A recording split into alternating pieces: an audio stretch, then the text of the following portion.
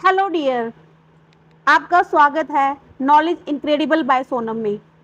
हम ecology system के 2 part कर चुके हैं। ये आज हमारा फाइनल तीसरा पार्ट है। इसमें जितने भी HSSC PYQ जो भी हमारे हरियाणा स्टेट गवर्नमेंट एग्ज़ाम में आते हैं वो सारे हम कंप्लीट कर लेंगे। तो ये आज हमारा फाइनल पार्ट है। तो चलिए अपनी क्लास शुरू करते हैं। हरियाणा में ओजोन दिवस और पर्यावरण दिवस पर विशेष अभियान कौन सा विभाग चलाता है? हरियाणा राज्य प्रदूषण नियंत्रण बोर्ड।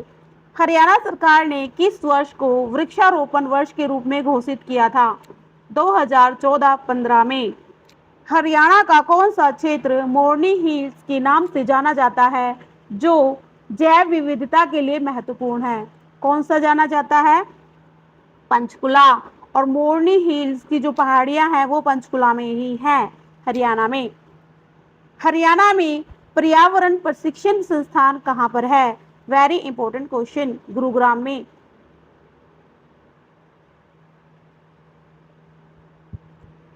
अधिनियम समितियां एवं महत्वपूर्ण संस्थाएं कौन कौन सी हैं देख लीजिए। नेशनल ग्रीन ट्रिब्यूनल NGT की स्थापना किस वर्ष हुई थी? 2010 में। एनजीटी का मुख्यालय कहाँ पर है? नई दिल्ली। वन्यजीव संरक्षण अधिनियम किस वर्ष लागू हुआ था? 1972। पर्यावरण संरक्षण अधिनियम छाता विधान कब आया था? 1986 में आया था। जैव विविधता अधिनियम कब आया? 2002 में। भारत में केंद्रीय प्रदूषण नियंत्रण बोर्ड CPCB की स्थापना किस अधिनियम के तहत हुई थी? जल प्रदूषण निवारण एवं नियंत्रण अधिनियम 1974। प्रोजेक्ट टाइगर की शुरुआत कब हुई थी? 1973 में।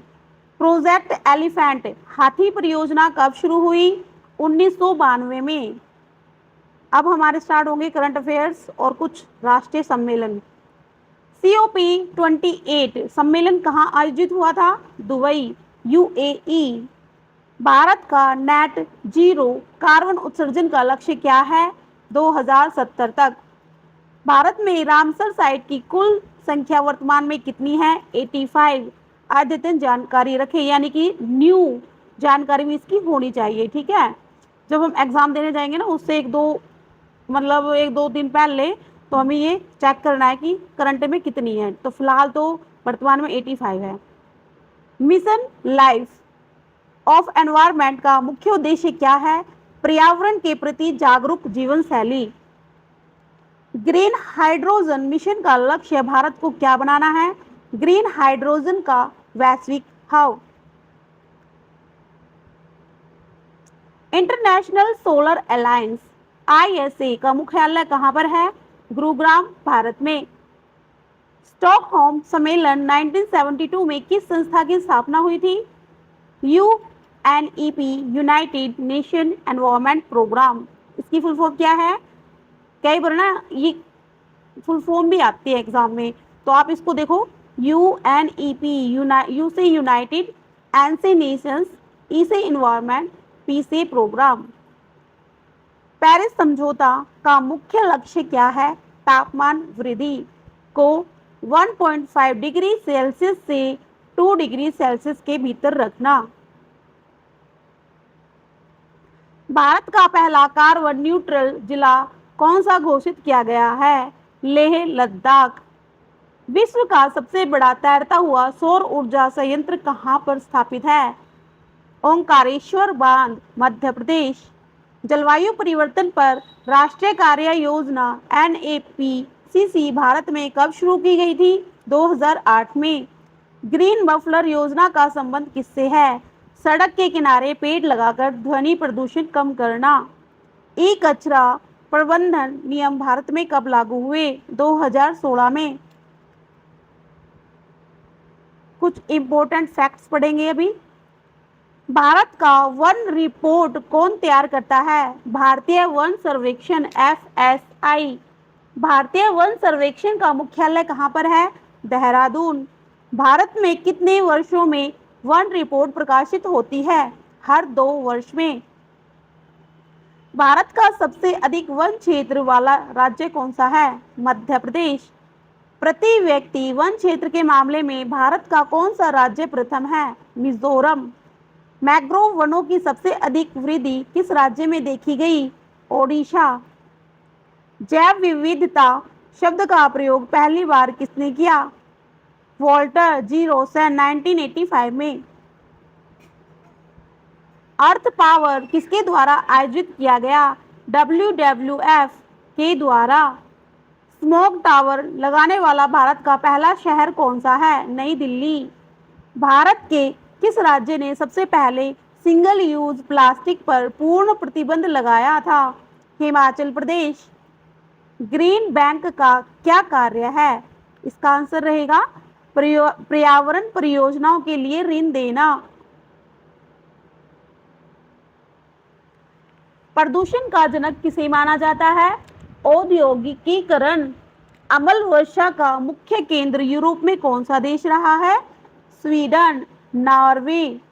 ग्लोबल वार्मिंग के लिए जिम्मेदार मीथेन का सबसे बड़ा प्राकृतिक स्रोत क्या है? आर्द्र भूमि, वेटलैंड्स। एजेंडा 21 का संबंध किस सम्मेलन से है? पृथ्वी सम्मेलन 1992, रियो डी जेनेरियो। सतत विकास का क्या अर्थ है? भावी पीढ़ी की जरूरतों से समझौता किए बिना विकास। राष्ट्रीय हरित मिशन का उद्देश्य क्या है? वनों का विस्तार करना। वन्य जीवों के लिए गलियारा का मुख्य लाभ क्या है? पशुओं का सुरक्षित आवागमन। जैव संचयन का अर्थ क्या है? खाद्य श्रृंखला में विषाक्त पदार्थों का जमा होना। पर्यावरण संतुलन के लिए भारत की राष्ट्रीय वन नीति का लक्ष्य क्या है? 33% वन आवरण। प्रकाश रासायनिक धुंध के लिए मुख्य रूप से क्या जिम्मेदार है? नाइट्रोजन के ऑक्साइड और हाइड्रोजन सूर्य के प्रकाश की उपस्थिति में। वायोम का निर्धारण मुख्य रूप से किस पर आधारित है? जलवायु और वनस्पति। पारिस्थितिकी तंत्र में ऊर्जा का प्रवाह हमेशा कैसा होता है? एक दिशीय। लिडेमैन का 10% का नियम किससे संबंधित है? खाद्य श्रृंखला में ऊर्जा का स्थानांतरण। वायु प्रदूषण का जैव सूचक क्या है? लाइकेन।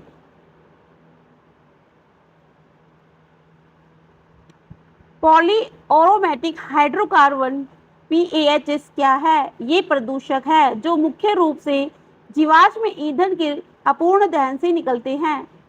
विश्व जल दिवस कब मनाया जाता है? 22 मार्च को। बायो एम्प्लीफिकेशन का क्या अर्थ है? खाद्य श्रृंखला के उच्च स्तरों पर हानिकारक रसायनों जैसे DDT का सांद्रता बढ़ना। कौन सी गैस ओजोन परत की मोटाई को कम करती है? कौन सी करती है? क्लोरोफ्लोरोकार्बन CFC के क्लोरीन परमाणु। ग्रीन हाउस गैसों में वैश्विक तापमान क्षमता GWP किसकी सबसे अधिक है? Sulphur hexafluoride SF6। Kyoto protocol कब अपनाया गया था? 1997 और लागू हुआ 2005 में। राष्ट्रीय गंगा नदी बेसिन प्राधिकरण NGRBA की स्थापना कब हुई? 2009 में। स्वच्छ भारत मिशन ग्रामीण कब शुरू हुआ? 2 अक्टूबर 2014। जैव विविधता का हॉटस्पॉट शब्द किसने दिया? नॉर्मन मायर्स 1988 में। रेड डाटा बुक किस संगठन की सूची है? IUCN। I से इंटरनेशनल, U से यूनियन, 4 C से कंजर्वेशन ऑफ, N से नेचर, ये इसकी फुल फॉर्म है। प्रोजेक्ट लॉयन सेर परियोजना भारत के किस राज्य में स्थित है? गुजरात। गिर राष्ट्रीय उद्यान। डॉल्फिन मैन ऑफ इंडिया किसे कहा जाता है? रविंद्र कुमार सिन्हा को। गंगा डॉल्फिन को भारत का राष्ट्रीय जलीय जीव कब घोषित किया गया था? 2009 में। पारिस्थितिक तंत्र में अपघटक का उदाहरण कौन है? बैक्टीरिया और क्वक।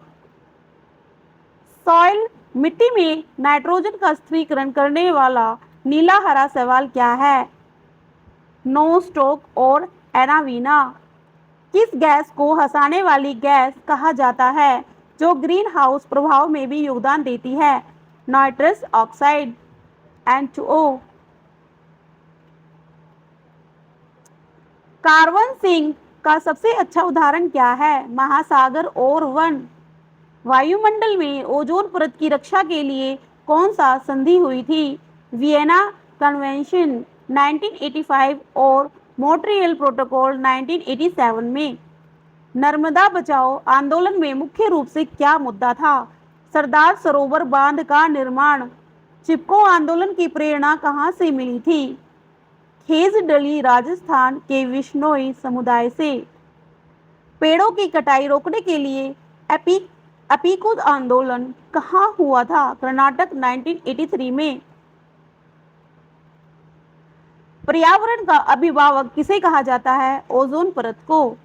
विश्व में सबसे अधिक कार्बन डाइऑक्साइड उत्सर्जन किस देश से होता है? चीन। कुल उत्सर्जन में अमेरिका प्रति व्यक्ति। इको फ्रेंडली उत्पादों के लिए भारत का प्रतीक चिन्ह क्या है? मिट्टी का मटका। वायु प्रदूषण के कारण होने वाली सबसे सामान्य श्वसन बीमारी क्या है? दमा और ब्रोंकाइटिस। अम्ल वर्षा में कौन सा अम्ल मुख्य रूप से होता है? सल्फ्यूरिक एसिड और nitric acid. Blue baby syndrome पानी में किसकी अधिकता से होता है? नाइट्रेट्स। कैडमियम प्रदूषण से होने वाला रोग इटाई सर्वप्रथम कहाँ देखा गया था? जापान में। स्वच्छता सर्वेक्षण किस मंत्रालय द्वारा किया जाता है? आवास और शहरी मामलों का मंत्रालय। भारत में पहली बार वन नीति कब अपनाई गई थी? 1952 में। National board for wild life and BWL का अध्यक्ष कौन होता है? प्रधानमंत्री। भारत में टाइगर स्टेट के रूप में किस राज्य को जाना जाता है? मध्य प्रदेश। साइलेंट स्प्रिंग पुस्तक के लेखक कौन है जिन्होंने पर्यावरण चेतना जगाई? Rachel Carson. जैव विविधता के लिए सबसे बड़ा खतरा क्या है? प्राकृतिक आवास का विनाश। पर्यावरण अनुकूलन क्षमता क्या है? जीवों का वातावरण के अनुकूल ढलना। कार्बन फुटप्रिंट का मतलब क्या है? किसी व्यक्ति या संस्था द्वारा छोड़ी गई ग्रीन हाउस गैसों की कुल मात्रा। पेड़ों को हरा सोना क्यों कहा जाता है? पर्यावरण और आर्थिक लाभ के कारण। सौर ऊर्जा का सबसे बड़ा उपयोग क्या है? प्रकाश संश्लेषण। पर्यावरण विभाग की स्थापना भारत में किस पंचवर्षीय योजना में हुई थी? चौथी पंचवर्षीय योजना 1972 के स्टॉकहोम सम्मेलन के बाद। ओजोन छिद्र का मतलब क्या है? ओजोन की परत का पतला होना। प्लास्टिक प्रदूषण को रोकने के लिए सर्कुलर इकोनॉमी का क्या अर्थ है? प्लास्टिक का पुनः चक्रण और पुनः उपयोग। अमेजन वर्षा वनों को क्या कहा जाता है? पृथ्वी के फेफड़े। वन्य जीव संरक्षण दिवस कब मनाया जाता है? 3 मार्च को। विश्व आर्द्र भूमि दिवस कब मनाया जाता है? 2 फरवरी। ग्लोबल वार्मिंग कम करने के लिए वृक्षारोपण किस प्रकार सहायक है? यह CO2 को अवशोषित करते हैं। CO2 means carbon dioxide. तो ये थी हमारी आज की क्लास। तो बताइए कमेंट करके कि आपको आज की क्लास कैसी लगी। अगर आपको मेरी क्लास अच्छी लगी तो प्लीज़ लाइक शेयर सब्सक्राइब करना ना भूलें। तो मिलते हैं